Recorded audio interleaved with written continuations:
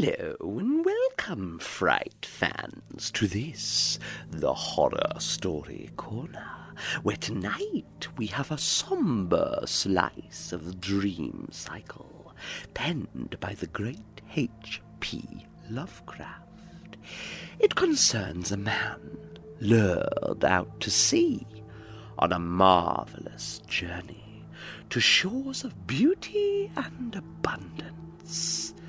Dream places where fantasies live and dreams come true. He should be careful, however, for with promise and allure can ultimately come one's downfall. And it may be a fall which sends our protagonist spiraling into the dark depths of the Horror Story Corner. I hope you enjoy The White Ship. I am Basil Elton, keeper of the North Point light that my father and grandfather kept before me.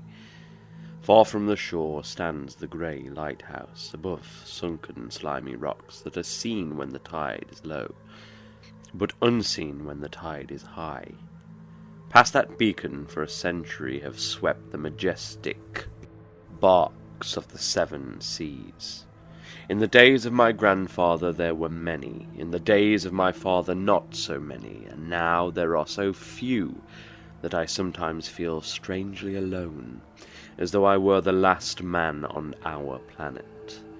Far from shores came those white-sailed argosies of old, from far eastern shores where warm suns shine and sweet odours linger about strange gardens and gay temples.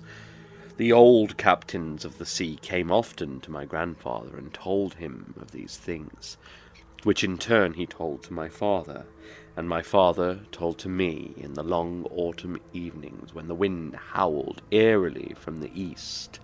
And I have read more of these things, and of many things besides, in the books men gave me when I was young and filled with wonder. But more wonderful than the lore of old men and the lore of books is the secret lore of the ocean. Blue, green, grey, white or black, smooth, ruffled or mountainous. That ocean is not silent. All my days I have watched it and listened to it, and I know it well. At first it told me only the plain little tales of calm beaches and near ports, but with the years it grew more friendly, and spoke of other things more strange and more distant in space and in time. Sometimes at twilight the grey vapours of the horizon have parted to grant me glimpses of the ways beyond, and sometimes at night the deep waters of the sea have grown clear and phosphorescent, to grant me glimpses of the ways beneath, and these glimpses have been as often of the ways that were and the ways that might be, as of the ways that are, for ocean is more ancient than the mountains, and frighted with the memories and the dreams of time. Out of the south it was that the white ship used to come when the moon was full and high in the heavens. Out of the south it would glide very smoothly and silently over the sea, and whether the sea was rough or calm, and whether the wind was friendly or adverse, it would always glide smoothly and silently, its sails distant and its long, strange tiers of oars moving rhythmically. One night I espied upon the deck a man, bearded and robed, and he seemed to beckon me to embark for fair unknown shores. Many times afterward I saw him under the full moon, and ever did he beckon me. Very brightly did the moon shine on the night I answered the call, and I walked out over the waters to the white ship on a bridge of moonbeams. The man who had beckoned me now spoke a welcome to me in a soft language I seemed to know well, and the hours were filled with soft songs of the oarsmen as we glided away into a mysterious south, golden with the glow of that full, mellow moon. And when the day dawned, rosy and effulgent, I beheld the green shore of far lands bright and beautiful, and to me unknown. Up from the sea rose lordly terraces of verdure, tree-studded and showing here and there the gleaming white roofs and colonnades of strange temples. As we drew nearer the green shore, the bearded man told me of that land, the land of Tsar, where dwell all the dreams and thoughts of beauty that come to men once and then are forgotten. And when I looked upon the terraces again, I saw that what he said was true. For among the sights before me were many things I had once seen through the mists beyond the horizon, and in the phosphorescent depths of ocean. There too were forms and fantasies more splendid than any I had ever known, the visions of young poets who died in want before the world could learn of what they had seen and dreamed. But we did not set foot upon the sloping meadows of Tsar, for it is told that he who treads them may never more return to his native shore. As the white ship sailed silently away from the templed terraces of Tsar, we beheld on the distant horizon ahead the spires of a mighty city. And the bearded man said to me, "This is Thalarion, the city of 1,000 wonders, wherein reside all those mysteries that man has striven in vain to fathom."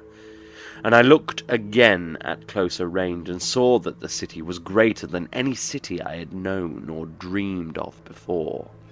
Into the sky the spires of its temples reached, so that no man might behold their peaks, and far back beyond the horizon stretched the grim grey walls over which one might spy only a few roofs, weird and ominous, yet adorned with rich friezes and alluring sculptures. I yearned mightily to enter this fascinating yet repellent city, and besought the bearded man to land me at the stone pier by the huge carven gate, Cariel. But he gently denied my wish, saying, "Into Thalarion, the city of 1,000 wonders, many have passed, but none returned. Therein walk only demons and mad things that are no longer men, and the streets are white with the unburied bones of those who have looked upon the Eidolon Lathi that reigns over the city." So the white ship sailed on past the walls of Thalarion, and followed for many days a southward flying bird whose glossy plumage matched the sky out of which it had appeared. Then came we to a pleasant coast, gay with blossoms of every hue, where as far inland as we could see basked lovely groves and radiant arbours beneath a meridian sun. From bowers beyond our view came bursts of song and snatches of lyric harmony, interspersed with faint laughter, so delicious that I urged the rowers onward in my eagerness to reach the scene. And the bearded man spoke no word, but watched me as we approached the lily-lined shore. Suddenly a wind blowing from over the flowery meadows and leafy woods brought a scent at which I trembled. The wind grew stronger, and the air was filled with the lethal, charnel odour of plague-stricken towns and uncovered cemeteries. And as we sailed madly away from that damnable coast, the bearded man spoke at last, saying, "This is Zora, the land of pleasures unattained." So once more the white ship followed the bird of heaven over warm, blessed seas, fanned by caressing, aromatic breezes. Day after day and night after night did we sail, and when the moon was full we would listen to soft songs of the oarsmen, sweet as on that distant night when we sailed away from my far native land. And it was by moonlight that we anchored at last in the harbour of Sonanile, which is guarded by twin headlands of crystal that rise from the sea and meet in a resplendent arch. This is the land of fancy, and we walked to the verdant shore upon a golden bridge of moonbeams. In the land of Sonanile there is neither time nor space, neither suffering nor death, and there I dwelt for many eons. Green are the groves and pastures, bright and fragrant the flowers, blue and musical the streams, clear and cool the fountains, and stately and gorgeous the temples, castles, and cities of Sun and Nile. Of that land there is no bound, for beyond each vista of beauty rises another more beautiful. Over the countryside and amidst the splendour of cities rove at will the happy folk, of whom all are gifted with unmarred grace and unalloyed happiness. For the eons that I dwelt there, I wandered blissfully through gardens where quaint pagodas peep from pleasing clumps of bushes, and where the white walks are bordered with delicate blossoms. I climbed gentle hills from whose summits I could see entrancing panoramas of loveliness, with steepled towns nestling in verdant valleys, and with the golden domes of gigantic cities glittering on the infinitely distant horizon. And I viewed by moonlight the sparkling sea, the crystal headlands, and the placid harbour wherein lay anchored the white ship. It was against the full moon one night in the immemorial year of Tharp that I saw outlined the beckoning form of the celestial bird, and felt the first stirrings of unrest. Then I spoke with the bearded man, and told him of my new yearnings to depart for remote Cathuria, which no man hath seen, but which all believe to lie beyond the basalt pillars of the west. It is the land of hope, and in it shine the perfect ideals of all that we know elsewhere, or at least so men relate. But the bearded man said to me, beware of those perilous seas wherein men say Cathuria lies. In Sun and Nile there is no pain nor death, but who can tell what lies beyond the basalt pillars of the west?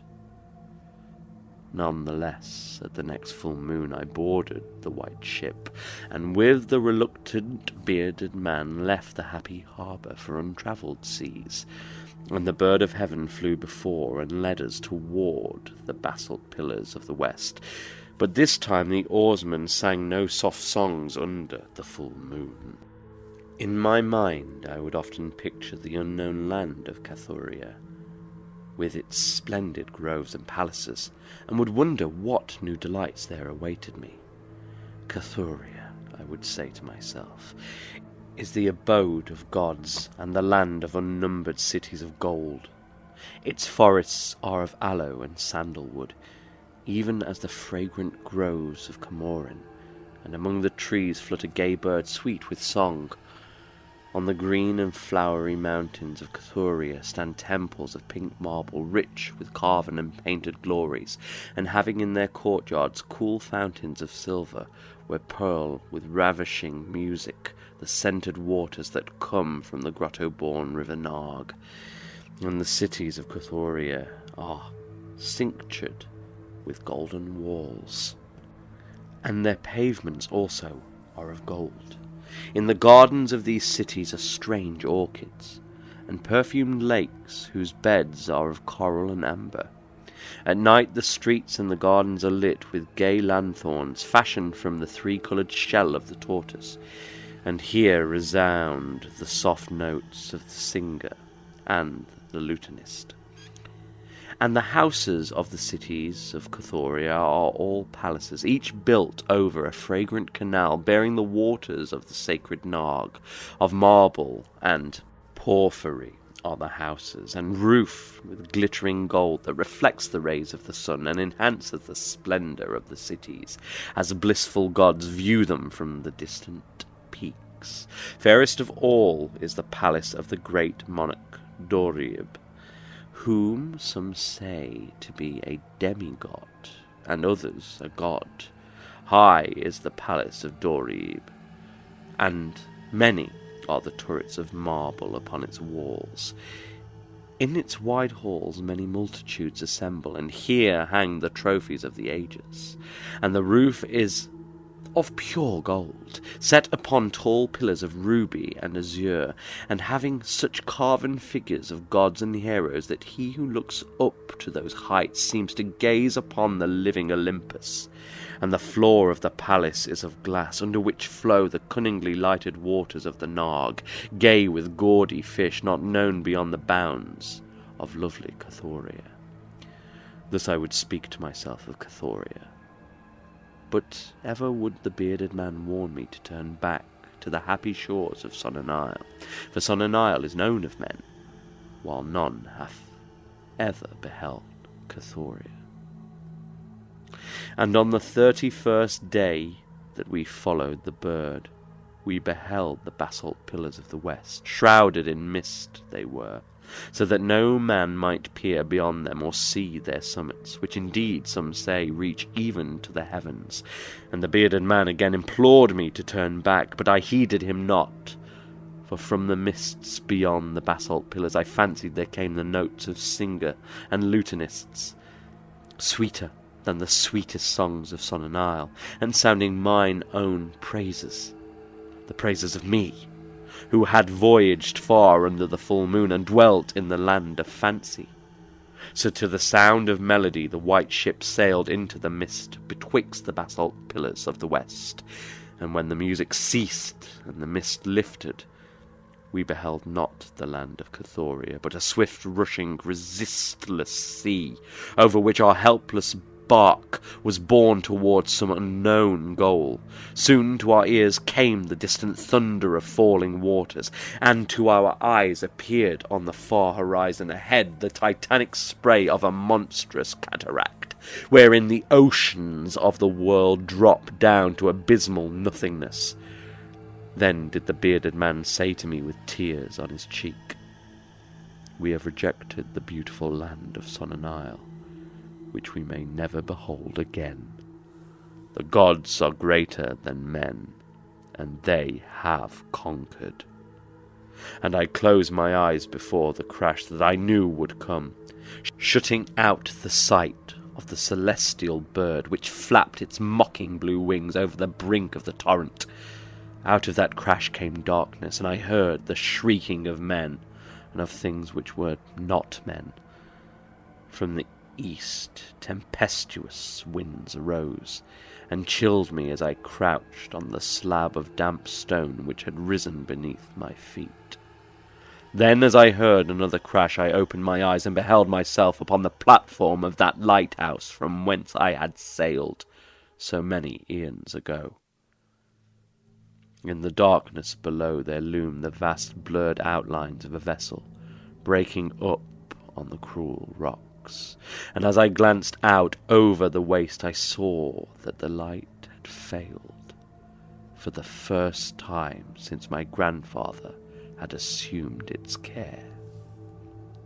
And in the later watches of the night, when I went within the tower, I saw on the wall a calendar which still remained as when I had left it at the hour I sailed away.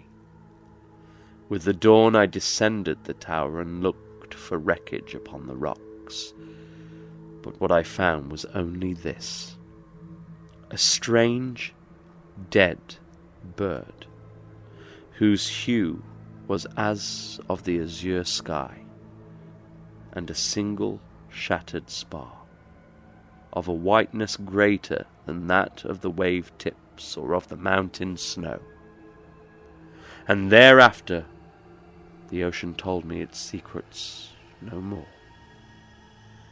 And though many times since has the moon shone full and high in the heavens, the white ship from the south never came again. Well, looks like our protagonist got a little greedy for the beauty of distant shores, much to the dismay of our now dead heavenly bird and drowned bearded man. Perhaps all was a dream, and in actuality the man simply left his post at the lighthouse, causing a fatal accident to occur. Believe as you will, The answers are all known. Here, within the shadowy crevices of the Horror Story Corner. Thank you for listening, and as ever, sleep well.